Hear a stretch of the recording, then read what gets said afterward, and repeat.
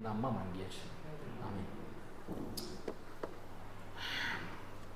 જો નવા છો, તમે કદાચ પહેલી વાર આવ્યા છો, છતાં પણ પ્રભુ શ્રી કૃષ્ણ નામમાં અમે તમારો સ્વીકાર કરીએ છીએ, આવકાર કરીએ છીએ અને પ્રભુ એનું વચન તમને સમજાવે, શીખવાડે માટે તમે તમારા મનોને અને જે કંઈ પ્રભુ વાત કરે તેને આવતા અટકાવશો નહીં, સાંભળતા અટકાવશો નહીં. ન સમજાય તો પણ તમે થોડી ધ્યાન આપવા માટે પ્રયત્ન કરો. એ માટે કે આપણી મધ્યે આપણે કોઈ પણ માણસને સાંભળવા માટે આવ્યા નથી. આપણી મધ્યે પ્રભુને આપણે સાંભળવા માંગીએ છીએ. તો જ્યારે પવિત્ર આત્મા એનો મૂલ્યવાન વચન દ્વારા પ્રભુ વાત કરે છે. વચન લઈને જ્યારે આપણી સાથે વાત કરે ત્યારે આપણે એનું ધ્યાનથી સાંભળીએ અને વિશ્વાસમાં એક થઈએ તો આપણા માટે આ વચન અનંતકાળ સુધી ટકનારું કામ કરશે. એવર લાસ્ટિંગ, છેવટના જે સમય છે ત્યાં સુધી આ વચન તમને પહોંચાડશે. તો આપણે જે પ્રમાણે જોઈ ગયા છે મૂસાના જીવન ઉપર ઘણી બધી વાતો પ્રભુએ 19 વિડીયો લગભગ આના પર બન્યા છે. આજે 20મો ભાગ છે. પ્રભુએ એને કેવી રીતે બોલાવ્યો, પ્રભુએ એને કેવી રીતે પસંદ કરી, પ્રભુએ એની સાથે કેવી રીતે ડીલ કરી, બહુ બધી વાતો પુષ્કળતાથી આપણે જોઈ ગયા. ઉત્પત્તિથી લઈને પૂર્ણ નિયમ સુધીના 5 પુસ્તક જે તોરા કહેવામાં આવે છે તે પ્રભુએ મૂસાને આપ્યા. એ પહેલા દુનિયા કેવી રીતે બની તે પણ કોઈને ખબર નહોતી. ઉત્પત્તિનું પુસ્તક જે છે અદ્ભુત છે, એ પ્રભુએ મૂસાની મારફતે આપ્યું. કોઈને ખબર નહોતી. ડિટેલ પ્રભુએ આપી કેવી રીતે બધું બનાવ્યું અને ત્યાર પછી માણસો કેવી રીતે વધતા ગયા, કેવી રીતે જડ પ્રલય આવ્યો અને જૂનાના લોકોને પ્રભુએ મરણને સ્વાધીન કર્યા, 8ને બચાવ્યા, નૂહને પસંદ કર્યો, તેની મારફતે ફરીને પ્રજા થઈ. ઇબ્રાહિમ સુધી, આદમથી લઈને ઇબ્રાહિમ સુધી 2000 વર્ષનો સમય છે. એ 2000 વર્ષની હિસ્ટ્રી ઇતિહાસના રૂપમાં મૂસાને પ્રભુએ પ્રગટ કરી. ત્યાર પછી ઇબ્રાહિમથી લઈને જ્યાં સુધી પ્રભુ અહીંયા આવ્યો ત્યાં સુધી વાતો પ્રગટ કરી. ત્યાર પછી મૂસાની મારફતે દેવે કરાર, જૂનો કરાર જે આપણે જોઈએ છીએ, આજ્ઞાઓ અને સૂચનોના રૂપમાં તેઓને આપવામાં આવી. 613 આજ્ઞાઓ છે જૂના કરારની અંદર, તે પ્રભુએ તેઓને આપી. ત્યાર પછી મુલાકાત મંડપનું દર્શન આપ્યું, કેવી રીતે તેઓને બનાવવાનું છે, શાના માટે બનાવવાનું છે, અને એક એક વસ્તુ જે પહાડ પર તેને કહેવામાં આવી તે પ્રમાણે તું ધ્યાન રાખીને બનાવ, એવું મૂસાને કહેવું. એક પણ વસ્તુ તારી બુદ્ધિથી નહીં, તારા જ્ઞાનથી નહીં, પણ જે કંઈ તને કહેવામાં આવે પહાડ પર તે જોઈને બનાવો. તે બધી વસ્તુ આપણે જોઈ ગયા છે. છેવટે જે 40 વર્ષ મૂસા રાનમાં ઇસ્રાયેલ પ્રજાને દોરતો આવ્યો, 6 લાખ લોકોને લઈને નીકળેલો. કેટલા?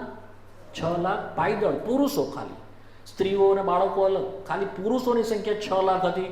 મહાન સેનાને લઈને, ઇસ્રાયેલ પ્રજાને લઈને મિસ્રની ગુલામીમાંથી લઈને તે નીકળ્યું. તો અદ્ભુત જેવું પાત્ર છે. આજે આપણે ફક્ત એનું જે કેરેક્ટર છે આખું, એનું જે ચારિત્ર છે આખું, એના ઉપર જ જોવાના છે. અને બહુ અદ્ભુત પ્રભાવશાળી વ્યક્તિત્વ એનું હતું પ્રભુવાલાઓ. એના જેવો જૂના કરારમાં બીજું કોઈ થયો નથી, એવું તેના વિશે લખવામાં આવ્યું. પૂર્ણ નિયમના 32મા અધ્યાયમાં અને ત્યાર પછી એના છેલ્લા અધ્યાયની અંદર મૂસા જેવો બીજો કોઈ પ્રબોધક ઉઠ્યો નથી. કેમ કે તેના આંખનું તેજ પણ ગયું નહીં, તેના મુખ પરનું તેજ અને તેના આંખનું કવચ પણ ગયું નહીં, તેના શરીરનું કવચ ગયું નહીં. 80 વર્ષની ઉંમરમાં તેણે સેવા આરંભ કરી. કેટલા વર્ષે? 80 વર્ષ. 40 વર્ષ સુધી તે મિસરમાં રહ્યો. ત્યારે તે બહુ બાહોશ હતો. મૂસા મિસરના જ્ઞાનથી ભરપૂર, પરાક્રમી ને એવો હતો, એકદમ હોશિયાર હતો. પ્રેરિતોના કૃત્યના 7મા અધ્યાયમાં 20મી કલમથી 22મી કલમ સુધીમાં ત્યાં આપણે બધું વાંચીએ છીએ.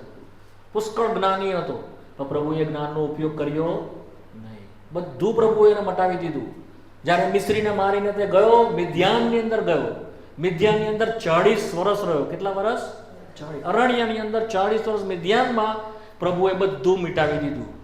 જેટલું બોર્ડ પર લખેલું એના મગજમાં પ્રભુએ બધું બ્રશથી ભૂસી નાખ્યું. કશું જ નહીં, જીરો થઈ ગયો. શું થઈ ગયો? પછી પ્રભુએ વાત કરી. તે પહેલા તેના બળ હતું, એ વિચારતો હતો કે હું મારા બળથી ઇસ્રાયેલ પ્રજાને છોડાવીશ. માટે મિસ્રીને મારી નાખ્યો તેણે. માટે તે મિસરમાંથી છોડાવવા માટે પોતાના કવચ પર, પોતાના સામર્થ્ય પર આધાર રાખતો, પોતાના બળ પર આધાર રાખતો. પ્રભુ ઉપર આધાર તેનો હતો નહીં. પ્રભુને ઓળખાણ પણ તેને હતી નહીં, પણ ઈચ્છા હતી છોડાવવાની. પ્રભુએ ઉપયોગ કર્યો નહીં. મિદ્યાનમાં લઈ જઈને બધું ભૂસી નાખ્યું. નિર્ગમનના 3જા અધ્યાય વાંચીએ છીએ, જ્યારે એના મોંમાંથી એવા શબ્દ નીકળ્યા, હું કોણ છું. જ્યારે પ્રભુએ એને કીધું કે જા, હવે હું તને મોકલું છું, હું ઉતર્યો છું, જા ફારોની પાસે મારા લોકોને છોડાઈ લાવ. ત્યારે એણે શું કર્યું? પ્રભુ હું કોણ? મારથી નહીં જવાય, મારથી બોલાય નહીં, મને કંઈ આવડે નહીં, મારી પાસે સામર્થ્ય નહીં, ફારૂન મારું સાંભળશે પણ નહીં. 0 થઈ ગયો. ત્યારે પ્રભુ એને ઉઠાવ્યો. 80 વર્ષની ઉંમરમાં, ગળપણમાં પ્રભુ એના ઉપર ઉઠાવ્યો. 80 વર્ષથી લઈને 120 વર્ષ સુધી બીજા 40 વર્ષ એના જોઈએ છે. અરણ્યમાં ઇસ્રાએલ પ્રજાને તેણે દોર્યા. 40 વર્ષના 3 તેના દાયકા છે. 40 વર્ષ મિસરમાં, 40 વર્ષ મિદ્યાનમાં, છેલ્લા 40 વર્ષ અરણ્યમાં એના લોકોને તેણે દોર્યા. સામર્થ્યની સાથે, પરાક્રમની સાથે 6 લાખ લોકોને રોજ ખાવાનું પીવાનું આપવાનું, તેઓની કચકચ સાંભળવાની, તેઓનો ન્યાય કરવાનો સહેલું નહોતું. It is very hard. પણ પ્રભુએ અદ્ભુત રીતે તેને વાપર્યો. ફારૂન રાજાની સામે ઉભો રહી ગયો તો 10 ચમત્કાર તેણે તેઓને દેખતા કર્યા. ફારૂનને તેણે કહ્યું કે મારા લોકોને જવા દે, મારા લોકોને જવા દે. નિડરતા આપણે જોઈએ છે. 2 સમુદ્રના ભાગ એણે કરી નાખ્યા અને તેઓ લોકોની વચ્ચે લઈને તે ગયો.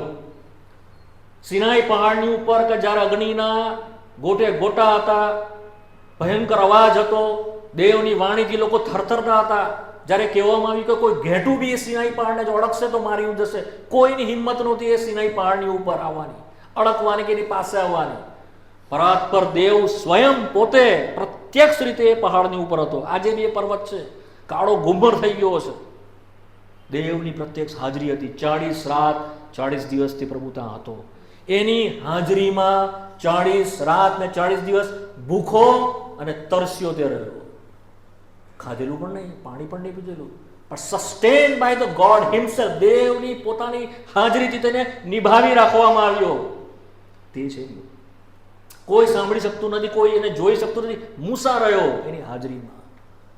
અદ્ભુત છે વાલાઓએ.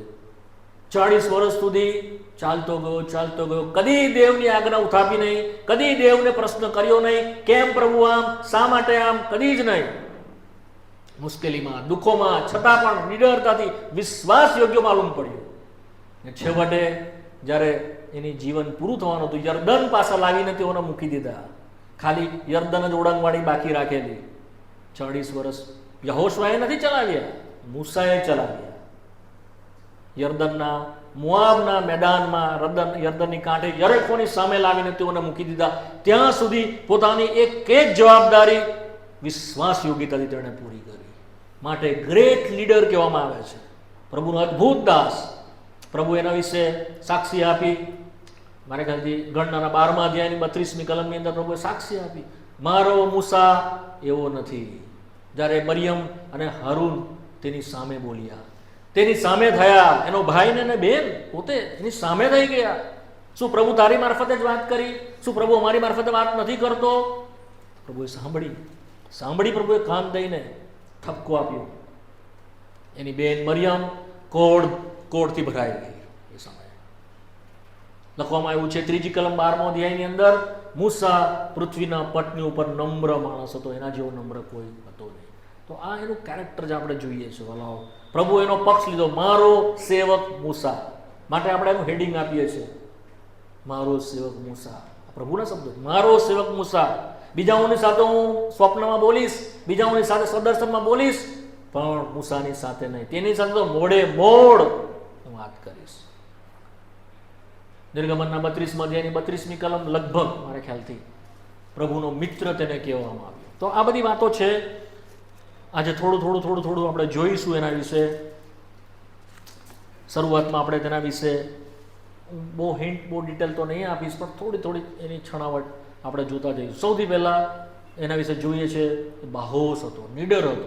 જેમ આપણે જોઈ ગયા, તરત મિસ્ત્રીને તેણે મારી નાખ્યો. બાહોશ હતો, એનામાં જુસ્સો હતો અને પ્રભુના માટે કહીને કરવાના માટે તેની ઈચ્છા હતી. માટે આપણે વાંચીએ છીએ નિર્ગમનના 2જા જ અધ્યાયની અંદર. તમે જો વાંચશો તો 11મી કલમની અંદર આપણે વાંચીએ છીએ, તે દિવસોમાં એમ થયું કે મૂસા મોટો થયો અને બહાર નીકળીને પોતાના ભાઈઓની પાસે ગયો. તેમના પર ગુજારતો જુલમ તેણે જોયો. તેણે એક મિસ્ત્રીને પોતાના હિબ્રુ ભાઈને મારતા દીઠો. તમે આગળ વાંચશો તો તેણે તેને મારી નાખ્યો. પ્રભુના માટે એને ઝીલ, પ્રભુના લોકોના માટે એને ઝીલ હતી. અને એ ઝીલ બતાવવાના માટે, જો કે એનો અપરાધ કર્યો, ગુનો કર્યો, પણ નીડર હતો, બાહોશ હતો. આપણે 3જા અધ્યાયમાં વાંચીએ છીએ, એક અગ્નિથી બળતું ઝાડવું જોઈએ છે ત્યાં આગળ, અને એની પાસે તે ગયો. તમે જાણો છો, જંગલમાં જ્યારે કોઈ આગ લાગી જાય તો કોઈ આગની પાસે નહીં જાય, ભાગી જાય ત્યાંથી. એણે જોયું કે જંગલમાં ઝાડવું બળે છે પણ ભસ્મ થતું નથી. બળી રહ્યું છે ઝાડવું પણ ભસ્મ નથી થઈ રહ્યું. શું છે જોવાના માટે ગયો અને એ ઝાડની પાસે આવી ગયો.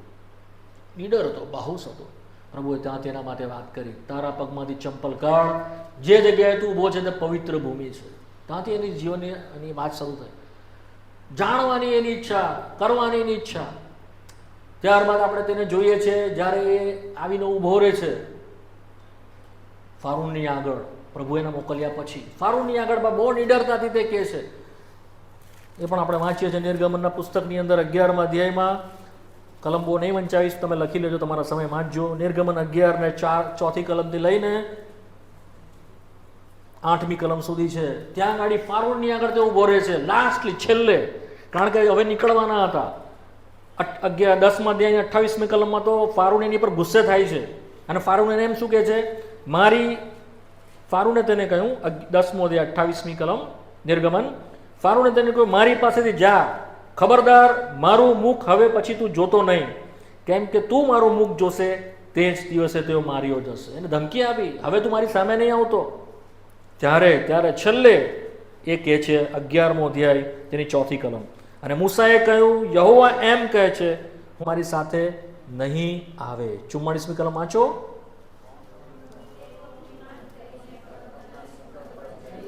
હા, પરંતુ યહોવાનો કરાર કોષ અને મૂસા છાવણીની બહાર એકલા રહ્યા, પણ પ્રભુની સાથે ઉભો રહ્યો. એ આખું ઇસ્રાયેલ અલગ દિશામાં, અલગ રીતે એ ગયો નહીં. કોની સાથે ઉભો રહ્યો? પ્રભુની સાથે. કરાર કોષ ને એ પોતે છાવણીની અંદર રહ્યા, આગળ નહીં ગયા. તો આ આપણે જોઈએ છે, પ્રભુના માટે ઉભો રહ્યો નિડરતાથી. દરેક વખતે જે સત્ય પ્રગટ કરવાનું હતું એણે પ્રગટ કર્યું. તો આ આપણે એના વિશે જોઈએ છે. સેકન્ડલી, તેના વિશ્વાસને વિશે જોઈએ છે આપણે. કારણ કે આપણે વાંચી ગયા, તમે જો પ્રમાણે ધ્યાનથી વાંચ્યું હોય તો હિબ્રુઓના 3 અધ્યાયમાં આખા ઘરમાં વિશ્વાસુ હતો, ફેથફુલ સર્વન્ટ. આનું બીજું ગુણ છે. પહેલા હતો તે બહોશ હતો, પ્રભુના માટે સત્યમાં ઉભો રહેનારો. Secondly, is a faithful servant, વિશ્વાસુ સેવક હતો. માટે હિબ્રુઓના પત્રના 11મા અધ્યાયમાં આપણે જ્યારે પેલી 24, 25, 26, 27 કલમ જે વાંચી ગયા તેની અંદર લખ્યું છે, વિશ્વાસથી મૂસાએ હારૂનનો પુત્ર ગણાવવાની ના પાડી, વિશ્વાસથી તેણે મિસ્રનો ત્યાગ કર્યો, વિશ્વાસથી તેણે આમ કર્યું, વિશ્વાસથી તેણે, is a man of faith. વિશ્વાસ વગર બીજું કંઈ નહીં. જ્યારે એના મા બાપે તેને પેટીમાં બંધ કરીને મૂકી દીધો. બીજી જગ્યાએ વાંચીએ છીએ પ્રેરિતોના કૃત્યના 7મા અધ્યાયમાં, તેઓએ તેને નાખી દીધો મૂસાને, પણ લખવામાં આવ્યું છે વિશ્વાસથી. શેનાથી? By faith. વિશ્વાસથી તેને પ્રભુ મૂકી દીધો. વિશ્વાસ એટલે શું? હલો, એ તમે બધા આપણે કહીએ છીએ આપણે વિશ્વાસી છે. વિશ્વાસી એટલે શું? શું? એનીબડી? વિશ્વાસી એટલે શું? હા, એ તો એમની સરસ અદ્રશ્ય વસ્તુની સાબિતી. જે આશા આપણે રાખીએ છીએ તેની અદ્રશ્ય વસ્તુઓની ખાતરી અને સાબિતી. હિબ્રુ 1 ને 1 પ્રમાણે, બરાબર છે, એની ડેફિનેશન છે. પરંતુ સાદી ભાષામાં આપણે વિશ્વાસ એટલે શું કહીએ? આધાર. શું કહીએ? ભરોસો. શું કહીએ આપણે? ભરોસો કે આધાર. આપણે એના પર આધાર રાખીએ છીએ, આપણે એના પર ભરોસો મૂકીએ છીએ, તે જ વિશ્વાસ છે. બરાબર છે કે? જ્યારે એણે એને મૂકી દીધો પેટીની અંદર, એ બતાવતું હતું કે પ્રભુ હવે આનું જે થાય તે તારા હાથમાં છે, તારા હાથમાં છે. ત્યારે એની જર્ની શરૂ થઈ. આપણે બી વિશ્વાસની શરૂઆત કેવી રીતે કરી? પ્રભુ પર આપણે સોંપાઈ ગયા, આધાર કરી દીધું. મેં ઘણી વાર દાખલો આપ્યો છે, ફરી આપીશ. એક છોકરું કદાચ ને ઉપર પહેલા માળે હોય ને હું એના પિતા જો નીચે ગ્રાઉન્ડ ફ્લોર ઉપર હોય અને એના પિતા જોઈને એમ કે તું કૂદકો માર, તો છોકરો શું કરશે? પિતા એમ કે કૂદી જા, હું તને પકડી લઈશ, ઝાલી લઈશ, તો શું કરે છોકરો? કૂદે કે નહીં કૂદે? કોઈ બીજા કહે તો નહીં કૂદે, પણ એના પપ્પા કહે તો કૂદશે. કેમ કૂદશે? એને ખબર છે મારા પપ્પા મને પકડી લેશે, કંઈ પણ નહીં થવા દે મને. That is the faith. એ વિશ્વાસ છે. એને સોંપી દેવું, એના પર આધાર રાખવો કમ્પ્લીટલી.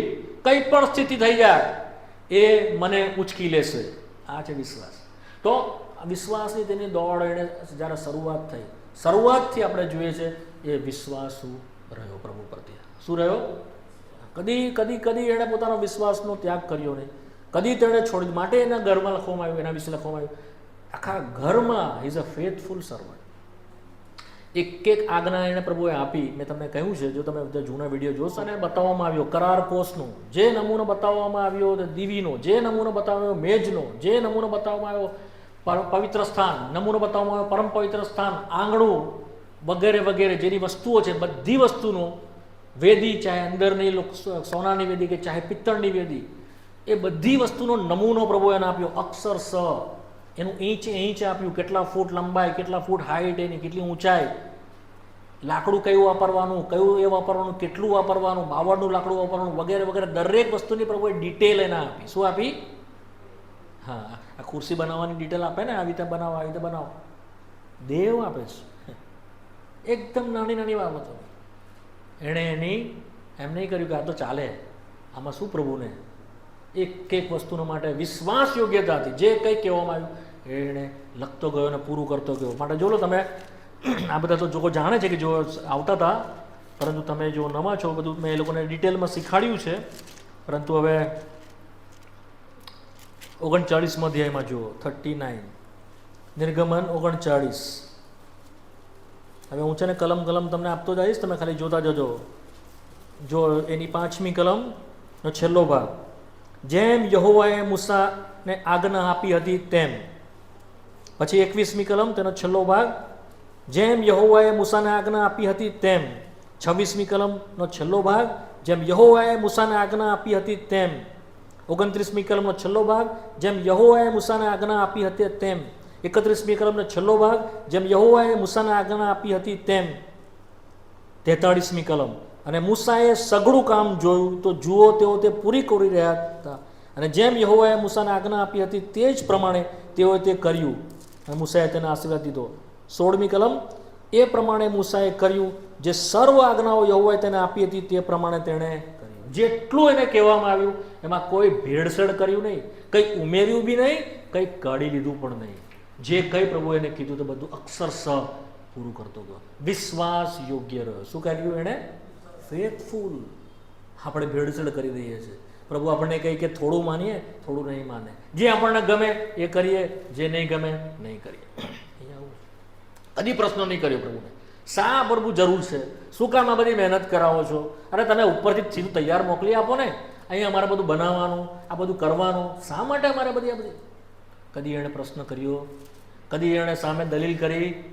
નમ્રતાથી, દીનતાની સાથે આધીન થતો તે એણે વિશ્વાસ યોગ્ય માલુમ પડ્યો. ક્યાં સુધી વિશ્વાસ રહ્યો ખબર તમને?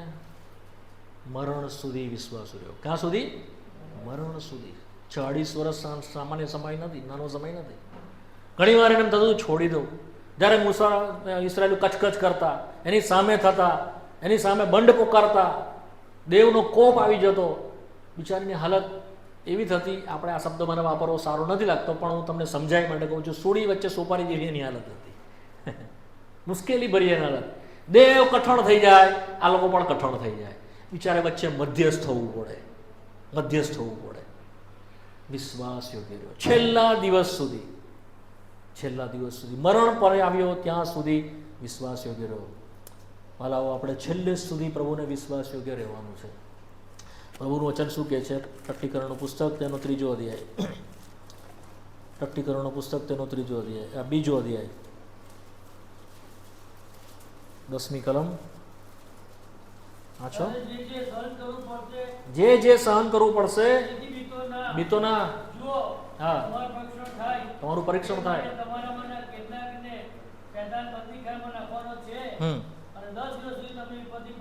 હા, તું મરણ પર્યંત વિશ્વાસુ થઈ રહે, હું તને જીવનનો મુગટ આપીશ. આ પ્રભુ ઈસુના શબ્દ છે. આ બીજી મંડળી છે. કઈ છે? સ્મરના બીજી મંડળી. પ્રકટીકરણમાં 7 મંડળી આપવામાં આવી છે. કેટલી? 7 મંડળીનું પ્રકાશ આપવામાં આવ્યો છે. એફએસએસ અને આ બીજું સ્મરણાની મંડળી છે. 7માંથી 2ને પ્રભુએ ઠપકો નથી આપ્યો, 5ને પ્રભુએ ઠપકો આપ્યો છે. શું કર્યું છે? 5ને પ્રભુ ખીજવાયા છે, 2 મંડળીને પ્રભુ ખીજવાયા નથી. આ બીજી મંડળી છે, સ્મરના છે, જેને પ્રભુએ ઠપકો નથી આપ્યો. સારી મંડળી છે. બીજી એક મંડળી છે ફિલોડેલ્ફિયા, 3 અધ્યાયની 7મી કલમથી આગળ, તેને પણ પ્રભુએ ઠપકો નથી આપ્યો. આ 2 મંડળી સારી છે, 5 મંડળી બરાબર નથી જેને પ્રભુએ ઠપકો આપ્યો છે. તો આ બીજી મંડળી કે જેને પ્રભુ ઠપકો નથી આપી રહ્યા, તેને પ્રભુ એ પ્રમાણે કહે છે, તો મરણ પર્યંત વિશ્વાસુ થઈ રહે. બધાના માટે આ શબ્દ નથી વાલો, નો. જો પળ ઉઠનું જીવન જીવે છે, જો ભેળસેળ વાળું જીવન જીવે છે, જો જગતની સાથે અને પ્રભુની સાથે એક પગ દૂધમાં એક પગ દહીંમાં, તેઓના માટે આ શબ્દો નથી. જો પ્રભુને આધીન થતા થતા આવે છે, પ્રભુને ખુશ કરવાના માટે, પ્રભુને પાછળ ચાલવાના માટે પૂરા જીવથી આધીન થાય છે, એવા લોકોના માટે પ્રભુ આ આશા રાખે છે, મરણ પર્યંત વિશ્વાસુ થઈ રહે. જે જીવનમાં જ વિશ્વાસુ નથી તેના માટે પ્રભુ ક્યાં એક્સપેક્ટ કરે આવું? ક્યાં પ્રભુ જુએ કે તું મરણ પર્યંત વિશ્વાસુ થઈ રહે? સમજાય છે મારી વાત? જેઓ પ્રભુને માટે જીવે છે તેઓને માટે પ્રભુ આ અપેક્ષા કરે છે કે તું હવે આ જ પ્રમાણે જીવન છેવટ સુધી રાખ, હું તને જીવનનો મુગટ આપીશ. તો આપણી પાસે પ્રભુ, આની પાસે પણ પ્રભુ આ જ જીવન પર્યંત ફેથફુલ રહેવાની એ કરતા હતા, અને પ્રભુ એ રહ્યો લાસ્ટ સુધી.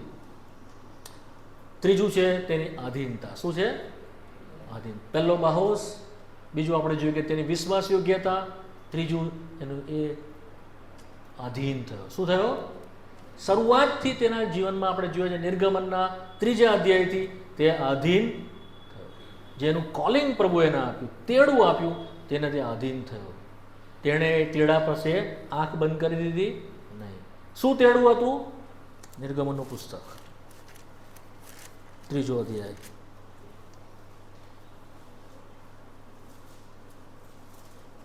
દસમી કલમ. માટે હવે ચાલ, હા, મિસ્રમાંથી મારા લોક ઇઝરાયલને પુત્રોને કાઢી લાવવા માટે હું તને ફારો પાસે મોકલું છું. હવે ચાલ, મિસ્રમાંથી મારા લોક ઇસ્રાયેલ પુત્રોને કાઢી લાવવા માટે હું તને મોકલું છું. I will send. દેવના સેવકને દેવ મોકલે છે. આ એની સૌથી મોટી સાઇન છે, ચિહ્ન છે. સમજાય? ફરી કહો, દેવના સેવકનું સૌથી મોટું ચિહ્ન શું છે ખબર છે તમને? કોલિંગ. શું છે? તેડું. શું છે?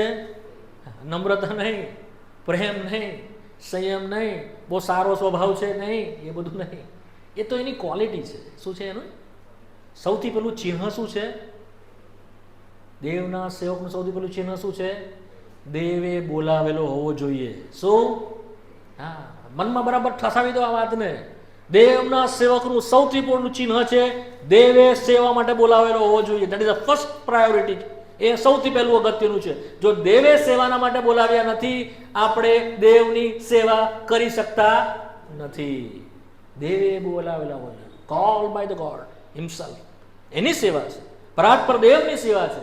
કોની ક્ષમતા છે, કોનામાં સામર્થ્ય છે, એની સેવા કરી શકે નહીં. જવું શું કહે છે? તમારાથી દેવની સેવા થશે નહીં. એ બહુ આસ્થાવાદી દેવ છે, ખાઈ નાખનાર અગ્નિ છે, ભસ્મ કરી નાખનાર અગ્નિ છે. કેવી રીતે અશુદ્ધતાની સાથે, મલિનતાની સાથે, ભેળસેળ વાળા જીવનની સાથે આપણે સેવા કરીએ? નહીં થાય. કોલ્ડ બાય ગોડ, દેવે એને બોલાવ્યો. એ બોલાવ્યો, એને શું થયો? તે આધીન થયો.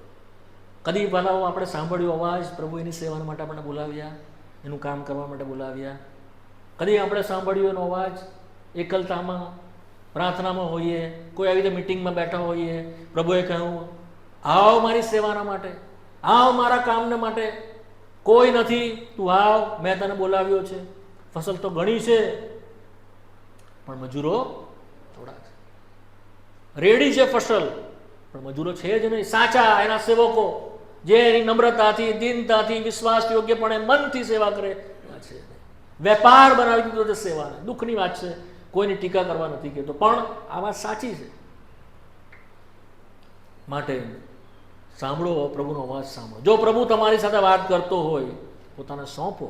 જો પ્રભુ સેવામાં બોલાવી રહ્યો હોય, એના વચન દ્વારા, એના આત્મા દ્વારા, આવી મિટિંગોમાં દ્વારા પ્રભુ વાત કરી રહ્યો હોય છે, મારા દીકરા મારી સેવાના માટે બહાર આવો, મારી દીકરી મારી સેવાના માટે બહાર આવો, તો એનો વાત સાંભળો. હૃદયને કઠણ નહીં કરો. ગમે તે ઉંમરે, અને 80 વર્ષે બોલાવ્યો પ્રભુ, 80 યર્સ, 80 વર્ષનો હતો તારે બોલાવ્યો પ્રભુ. પ્રભુ તમને બોલાવે, મને બોલાવે, આપણને બોલાવે એની સેવાના માટે. આપણે કઠણ થઈએ નહીં. પ્રભુ એને વિઝન આપ્યું, દર્શન આપ્યું, એ દર્શનને તે આધીન થયો. જેવી રીતે પાઉલના વિશે આપણે વાંચીએ છીએ પ્રેરિતોના કૃત્યોની અંદર પ્રેરિતોનું કૃત્ય 26મો અધ્યાય, પ્રેરિતોનું કૃત્ય 26મો અધ્યાય 19મી કલમ વાંચો. એ માટે હે અગ્રિપ્પા રાજા, હા એ આકાશી દર્શન માન્ય વિના હું રહ્યો નહીં. હા, અહીંયા ગાડી પાઉલ પોતાની સાક્ષી આપે છે અગ્રિપ્પા રાજાની આગળ. ત્યારે 18મી કલમમાં કહે છે કે પ્રભુ એને કેવી રીતે બોલાવેલો. 17મી કલમમાં હું વાંચી જાઉં છું. આ લોક તથા જે વિદેશીની પાસે હું તને મોકલું છું તેઓથી હું તારું રક્ષણ કરીશ. જો અહીંયા ફરી કહે છે હું મોકલું છું. 18મી કલમ કે તું તેઓની આંખો ઉઘાડે, અંધારામાંથી અજવાળામાં તથા સત્તાની સત્તા નીચેથી દેવની તરફ ફેરવે, જેથી તેઓ પાપોની માફી તથા જેઓ મારા પરના વિશ્વાસથી પવિત્ર થયા છે તેઓમાં વારસો પામે. આ એનું કોલિંગ હતું. કોનું? પાઉલ. પ્રભુએ પાઉલને આ રીતે બોલાવ્યો. તો એ શું કહે છે? તે આકાશી દર્શન માન્યા વિના હું રહ્યો નહીં. ઇંગ્લિશ જો કોઈની પાસે બાઇબલ હોય તો તમે જોજો, ઇંગ્લિશમાં એમ લખેલું છે હું એને અધીન થયા વિના રહ્યો નહીં. શું લખ્યું છે? હું એને અધીન થયા વિના રહ્યો નહીં. કોને? એ આકાશી દર્શન. દમસ્કના રોડે તો જતો હતો, પ્રભુએ આકાશમાંથી તેની સાથે પ્રકાશ રૂપે તેની સાથે વાત કરી. તેણે તો પ્રભુને દેહમાં જોઈ લો નહીં, પણ પ્રભુએ પોતે પ્રગટ કર્યું. સાઉલ સાઉલ તું મને કેમ સતાવે છે? એણે કહ્યું કે પ્રભુ હું કાં તને સતાવું છું? પ્રભુએ કહ્યું જે મંડળી છે તેને તું સતાવે એ હું છું.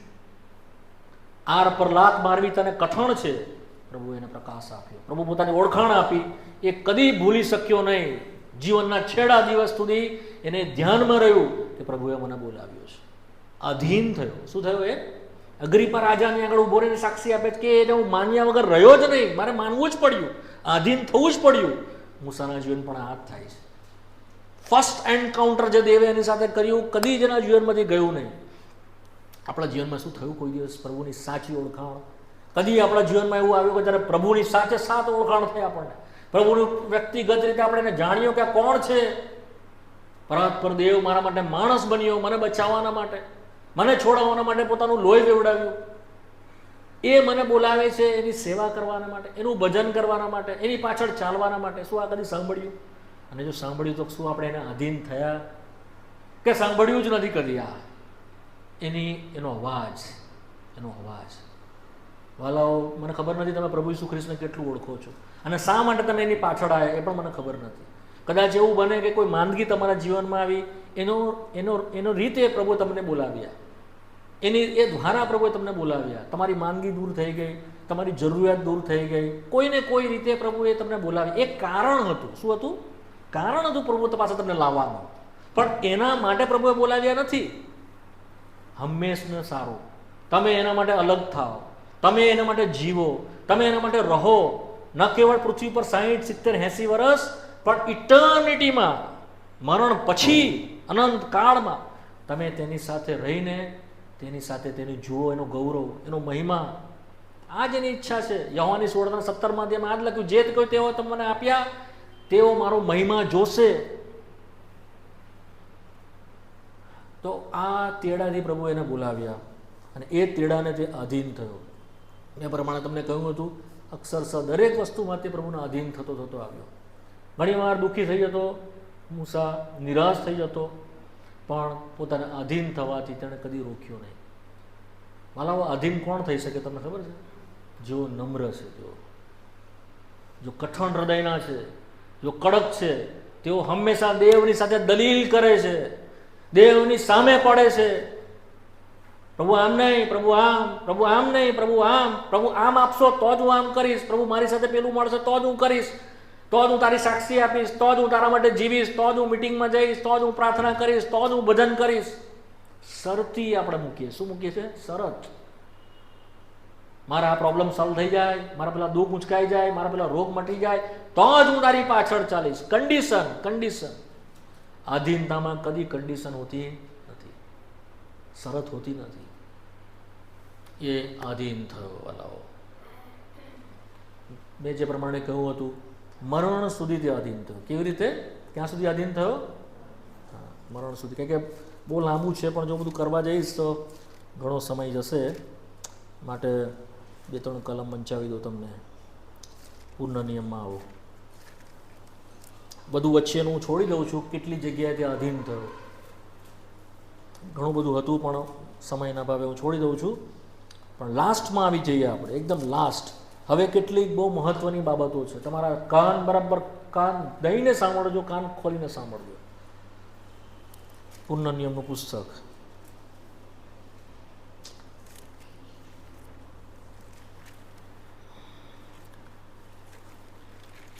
પહેલાં તો 50મી કલમ, 32મો અધ્યાય તેની 50મી કલમ. આપણે 49 અને 50 બેનામાં છીએ. પૂર્ણ નિયમ 32મો અધ્યાય 49 અને 50મી કલમ વાંચો કોઈ તમારામાંથી.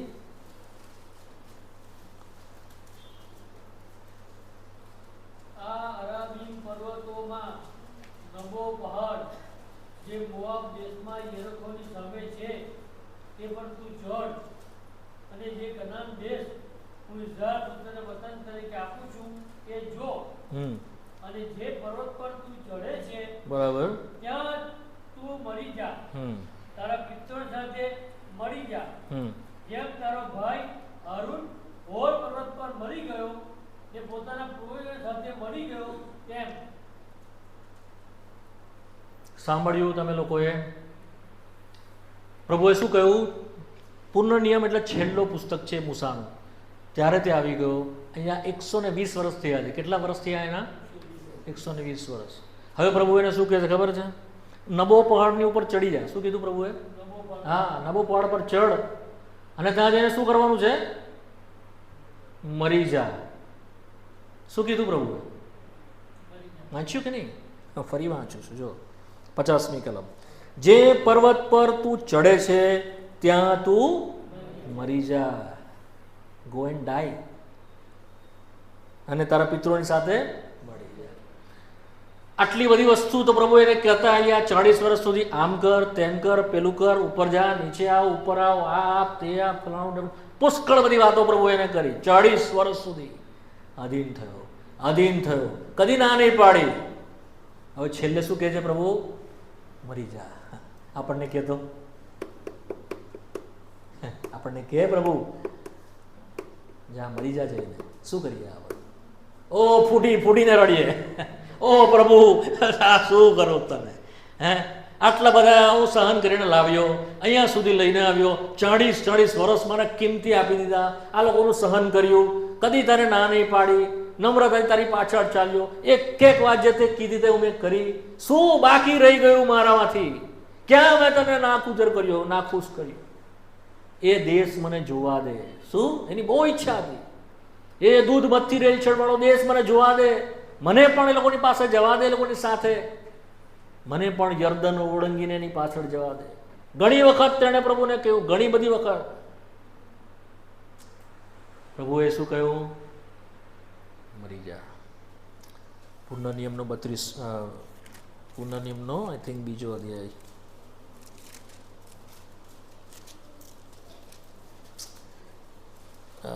ત્રીજો અધ્યાય, પૂર્ણ નિયમ 3,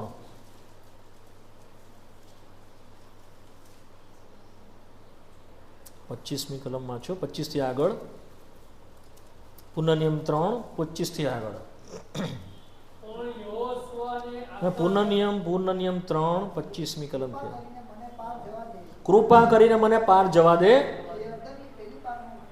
હા હા હા. સાંભળી નહીં? કયું? આટલામાં સંતોષમાન. આ બાબત પછી કદી મારી આગળ બોલીશ. કીપ મમ, મોં બંધ. હવે કદી તેણે પછી વાત કરી નહીં. કેટલું ભારે હૃદય હશે એનું, કેવું હૃદય એનું દુઃખી થઈ ગયું, કેટલું તૂટી ગયું હશે. પ્રભુ મેં આટલું બધું કર્યું પણ તું હવે એમ કે છે કે મરી જા, એ દેશ નહીં જોવાનો, હવે તેમાં નહીં જવાનું. આધીન થયો. શું થયું? એ આધીન થયો. Wonderful character. હું માનું છું ત્યાં સુધી જૂના કરારમાં આના જેવું અદ્ભુત પાત્ર કોઈ નથી વાલાઓ. જૂના કરારને પુષ્કળ અદ્ભુત પાત્ર, એટલું બધું માર્વલસ એના વિશે લખવામાં આવ્યું છે, અને જો આપણે એને સ્ટડી કરીએ એના જીવનમાંથી એટલું બધું આપણને શીખવા મળે છે. 34મી કલમ, 34મો અધ્યાય, 5મી કલમ. પુનઃનિયમ 34:5 વાંચો, ઝડપથી વાંચો.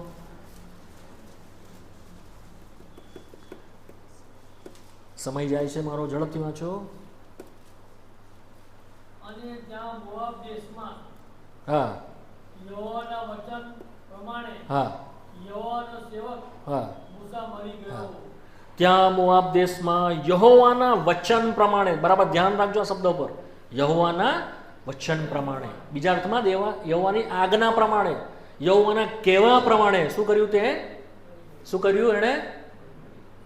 હી ડાઈડ, મરી ગયો. એને કોઈ માર્યો નથી. લિસન બી કેરફુલી, બરાબર ધ્યાનથી સાંભળજો. એને કોઈ ખૂન નથી કર્યું કોઈએ. એને જીવ છોડ્યો. શું કર્યું? એને પ્રાણ છોડ્યો. એને પોતાને આપી દીધો. આ વાત છે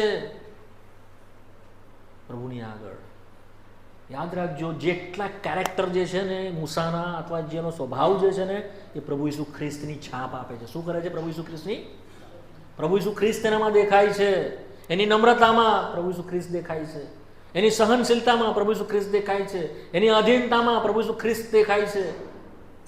દરેક વસ્તુમાં ખ્રિસ્ત એનામાંથી દેખાય છે. શું દેખાય છે? પ્રભુ ઈસુ ખ્રિસ્ત. આપણો પ્રભુ ઈસુ નમ્રતાથી આધીન થયો. આપણો પ્રભુ ઈસુ ખ્રિસ્ત વિશ્વાસ યોગ્ય રહ્યો. આપણો પ્રભુ ઈસુ ખ્રિસ્ત આ જ રીતે રાજી ખુશીથી મરણ પામ્યો. મારો જીવ કોઈ મારી પાસેથી લેતો, હું મારી મરજીથી આપું છું. યોહાનની સુવાર્તા 10મા અધ્યાયમાં પ્રભુએ કહ્યું, મારી મરજીથી. એ લેવાનો બી અધિકાર છે અને આપવાનો પણ અધિકાર છે.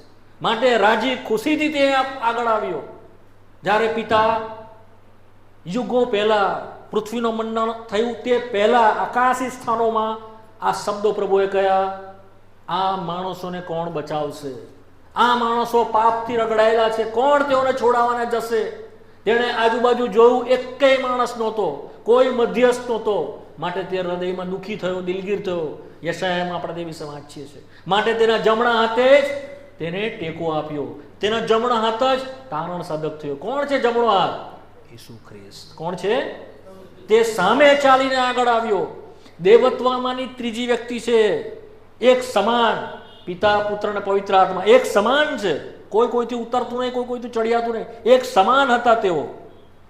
પણ દીકરો રાજી ખુશીની સ્ટેપ આઉટ થયો, એટલે નીચે ઉતર્યો. સમજ પડે છે વાત મારી? દેવત્વની કક્ષામાંથી તેણે દેવ સમાન હોવાનું પકડી રાખવાનું ઈચ્છ્યું નહીં.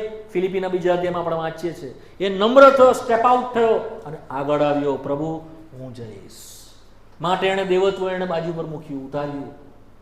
લખવામાં આવ્યું છે તે ખાલી થયો. હી એમ્પ્ટીડ હિમસેલ્ફ અને નમ્ર થયો. એ બે વિશે લખવામાં આવ્યું છે. ખાલી થયો એટલે સર્વશક્તિમાન, સર્વસમર્થ, સર્વજ્ઞ, એનાથી તે ખાલી થઈ ગયો. સમજ પડે છે વાતમાં? દેવત્વની જે પોઝિશન છે, એનું જે સ્થાન છે, તેનાથી તેણે પોતાને ખાલી કર્યું. દેવની જગ્યાએથી દૂતો કરતા પણ નીચે માણસ આકારમાં પ્રગટ થયો. માણસથી પણ દાસનું રૂપ ધારણ કર્યું. દાસનું રૂપ થઈને બી મરણ સ્તંભના, હા, શરમજનક વધસ્તંભના મરણને તે આધીન થયો, એવું લખ્યું છે ત્યાં ફિલિપીના 2 અધ્યાયમાં. હી ઓબેડ, તે આધીન થયો. મરણ પામતા સુધી તેણે પોતાને રેડી દીધો. યશાયાના 53મા અધ્યાયમાં પણ વાંચીએ છીએ. તો આ મૂસા એ ચિત્ર છે વાલાઓ. ત્યાં જઈને તું મરી જા. ક્યાં છે વાલાઓ આપણે ક્યાં છે? મૂસાના ચરિત્ર વિશે બોલવાનો મને કોઈ અધિકાર નથી. આઈ એમ નોટ હિયર.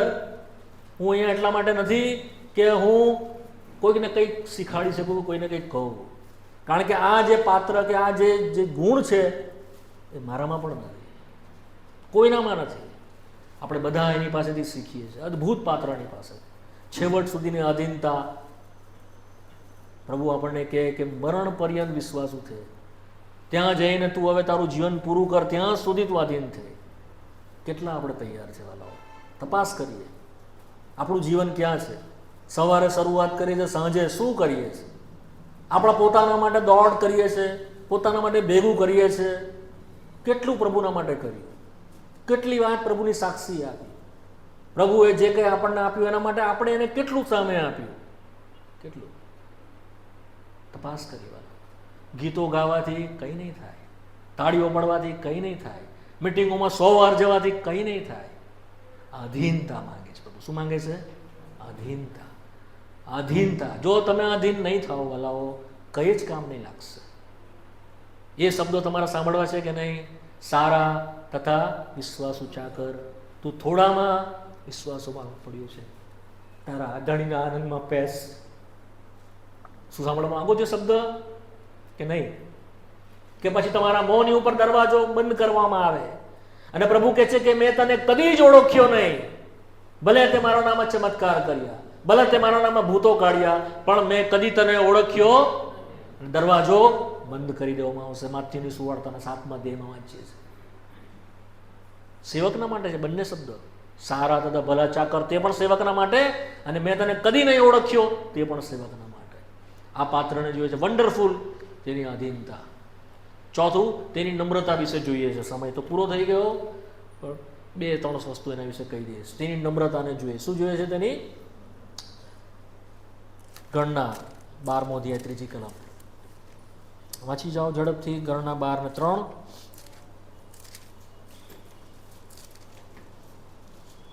દસ મિનિટમાં બંધ કરી દઈશ.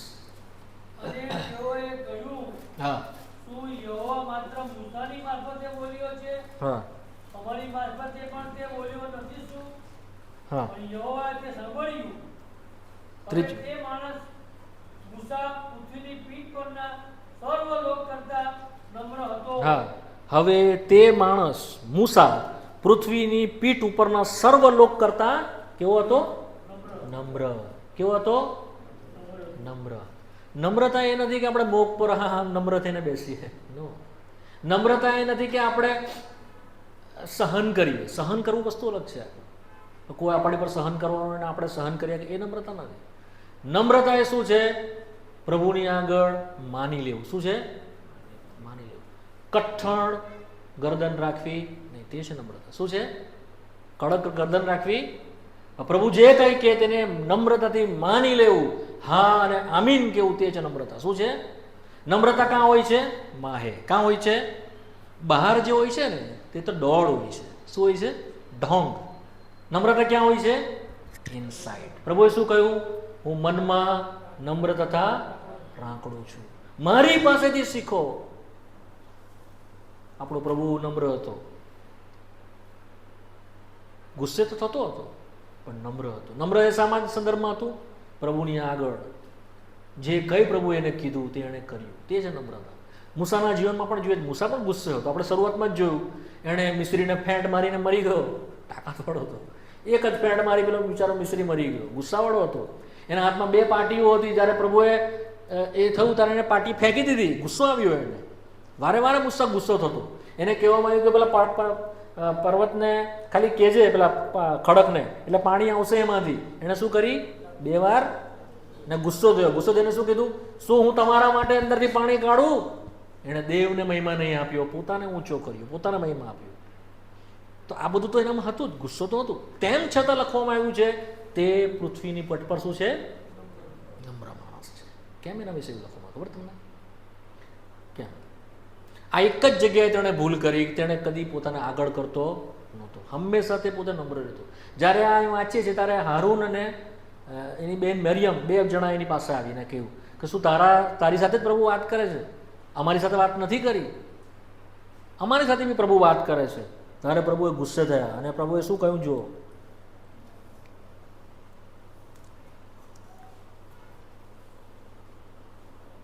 ચોથી કલમ.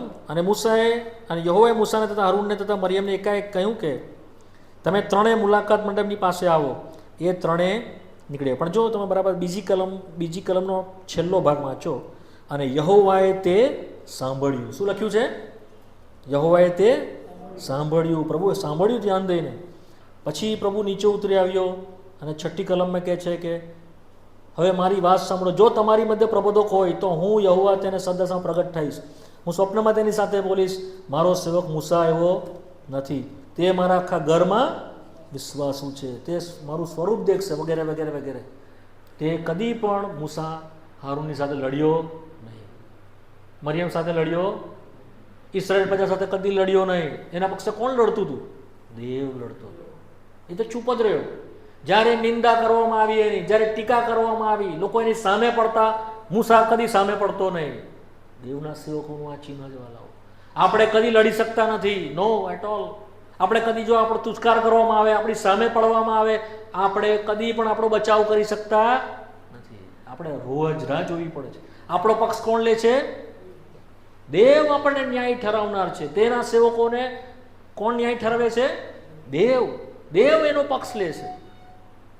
એ નમ્ર રહ્યો, માટે એના વિશે લખવામાં આવ્યું, તે શાંત રહ્યો અને નમ્ર રહ્યો. બીજી ઘણી બધી વસ્તુઓ છે, પણ સમય નથી એના વિશે બોલવાની. મારી પાસે સમય પૂરો થઈ ગયો. મેં તમને કહ્યું એ પ્રમાણે કે જ્યારે આધીન થયો ત્યારે પણ નમ્રતા સાથે સાથે જાય છે. નમ્ર નહીં હોય તો માણસ આધીન નહીં થઈ શકે. નમ્ર થયો માટે એને આધીન થયું. બીજું, એનામાં ધીરજ હતી, તે ધીરજ રાખી. 40 વર્ષ સુધી તે ધીરજથી ચાલતો રહ્યો. અને પાંચમું અને છઠ્ઠું લાસ્ટ, તે મધ્યસ્થ હતો. શું હતો? મધ્યસ્થ. તે મધ્યસ્થતા તેણે કરી. શું કરી એણે? હંમેશા મધ્યસ્થતા કરી. વચ્ચે આવીને પડતો, હંમેશા મધ્યસ્થતા કરતો. હવે મધ્યસ્થ કોણ કરે ખબર તમને? મધ્યસ્થતા કોણ? મધ્યસ્થ એટલે પ્રાર્થના. પ્રાર્થના કોણ કરે? બીજાઓના માટે. મધ્યસ્થતા કોણ કરે? કોણ કરે? જેના હૃદયમાં પ્રેમ છે. શું છે? જેના હૃદયમાં બોજ છે, તે જ મધ્યસ્થતા કરે. બાકી કોઈ બીજા મધ્યસ્થતા કરે કે નહીં. આ એની સામે બોલીએ ને, જો હવે એને શું કર્યું? 12મી કલમ 13મી કલમ 12 ને 13 11 થી વાંચો. હા, ઓ મારા ધણી, અમારા પર દોષ ન મૂક, અમે મૂર્ખાઈ કરી, પાપ કર્યું. હા હા, મૂળવેલા જેવી થઈ ગઈ મરિયમ. પછી પ્રભુને વિનંતી કરી મૂસાએ, ઓ ઈશ્વર.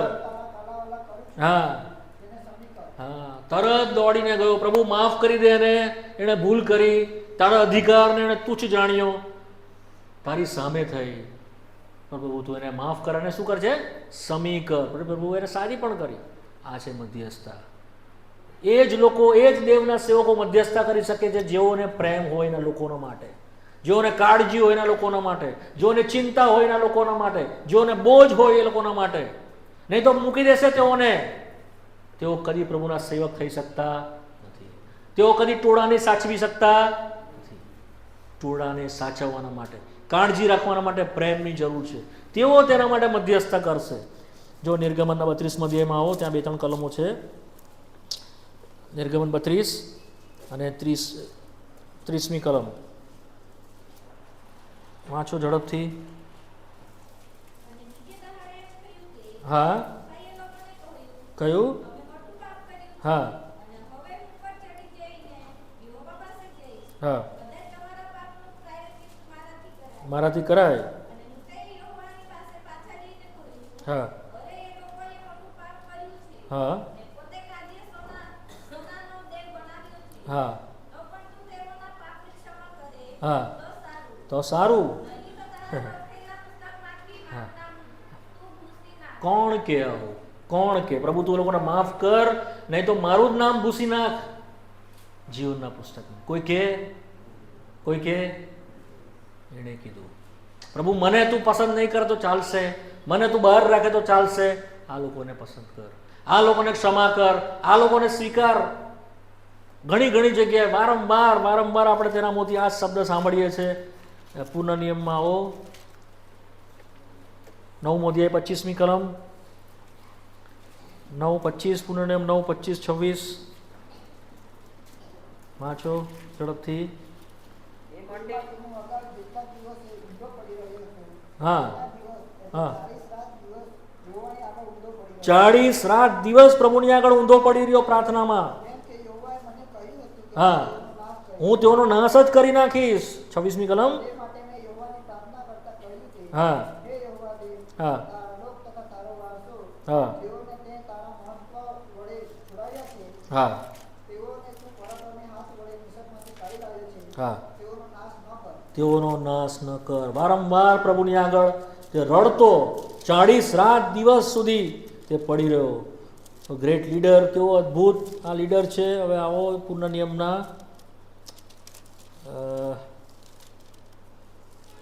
10મા અધ્યાયમાં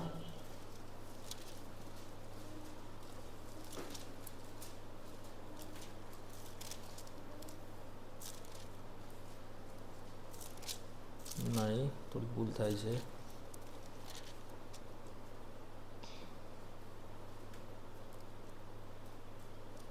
ના સોરી, ગણનામાં છે, માફ કરજો. ગણનાના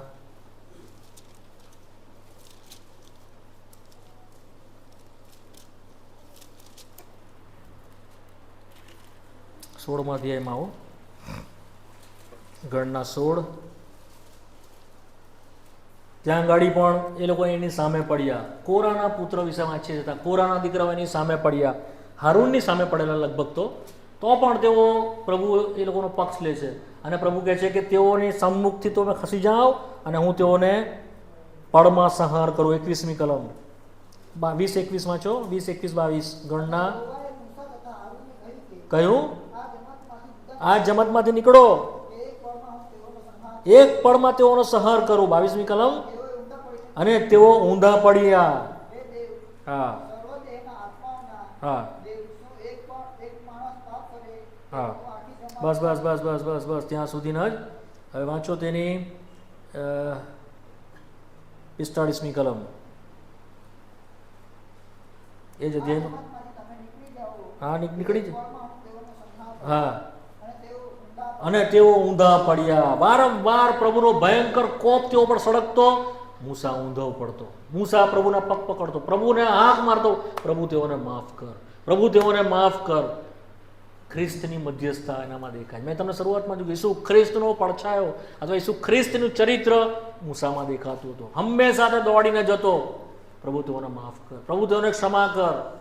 એની પ્રાર્થનાઓના કારણે 40 વર્ષ સુધી દેવ સર્વાઈવ કરેલું આ લોકોની સાથે. નહીં તો પ્રભુએ મૂકી દીધા હોત. પ્રભુએ કહ્યું કે હું તેઓને મારી નાખું, તારામાંથી નવો વંશ ઊભો કરું, ઉત્પન્ન કરું. ના પાડી. નહીં પ્રભુ, ઇબ્રાહિમને સ્મરણ કર, તે એને વચન આપેલું છે. તું શું કામ તારા વચનથી ફર્યા છે? હંમેશા પ્રભુને યાદ કરાવતો. આવો મધ્યસ્થતા આજે આપણા સેવકોમાં ક્યાં છે વાલાઓ? આપણે કેટલો સમય આપણા ઘૂંટણ પર આપણે મંડળીને લઈને ઊભા રહીએ છીએ. જેઓ આપણું વેર વાળે છે, જેઓ આપણી સામે પડે છે, જેઓ આપણી કૂથલી કરે છે, જેઓ આપણી નિંદા કરે છે, જેઓ આપણી ટીકા કરે છે, શું આપણે તેઓના માટે પ્રાર્થના કરીએ છીએ? પ્રભુનું વચન કહે છે તમારા સતાવનારાઓના માટે પ્રાર્થના કરો. આપણે નથી કરી શકતા વાલો. આપણા હૃદય કઠણ થાય છે. હું કોઈની ક્રિટિસાઇઝ ટીકા નથી કરતો, હું પોતાને બી આ વસ્તુ સાથે જોડું છું. આપણું હૃદય કઠણ થાય છે. આપણે ક્ષમા કરી શકતા નથી, આપણે માફી આપી શકતા નથી. પ્રાર્થના કેવી રીતે કરીશું? આપણે બદલો વાળીએ છીએ. પ્રભુ બચાવે વાલાઓ, પ્રભુ બચાવે આપણને. નહીં તો પ્રભુથી કઈ ફળ નહીં પામીએ. બધું જ બાળી નાખવામાં આવશે. આપણી સેવા, આપણા વર્ષોની મહેનત, આપણે જે કંઈ પ્રભુના માટે કામ કર્યું બધું જ બળી જશે વાલાઓ. કઈ ટકશે નહીં. પ્રેમ બોજ હશે તો મધ્યસ્થતા થશે, તો પ્રભુ બીજાઓને બચાવશે. યાદ રાખજો, તો જ પ્રભુ બીજાઓને ઉગારશે. આપણા ગામમાં કેમ લોકો બચતા નથી? આપણી મંડળીમાં કેમ સાચા જાગૃતિ આવતી નથી? કેમ પ્રભુની પાસે સાચા રીતે લોકો આવતા નથી? કોનો વાંક છે? આપણો. તો આ એના મધ્યસ્થતાનું આપણે એના વિશે જોઈએ છે. છેવટ સુધી તેણે મધ્યસ્થતા કરી અને લાસ્ટલી તેણે ધીરજ રાખી. એણે કદી પ્રભુની આગળ ધીરજ ગુમાવી નહીં અને તેણે છેવટે પોતાનો જીવ પણ પ્રભુના માટે નબો પહાડ પર તેણે આપી દીધો. હવે આવતી વખતે જો પ્રભુની ઈચ્છા હશે તો જોઈશું the last days of the Moses. ત્યાં ગાડી હું એના વિશે થોડું ડિટેલમાં કહીશ કે એકચ્યુઅલી એણે નબો પહાડ પર શું કરેલું, શા માટે પ્રભુ 2 જણા લડ્યા એના સબના માટે, શૈતાન અને મિખાએલ દૂત લડ્યા સબના માટે. શા માટે આજે બી એ સબ સંતાડાયેલું છે અને પ્રભુ એને 100 બદલો વાળ્યો. પ્રભુની ઈચ્છા થતા આવતી વખતે આપણે જોઈશું.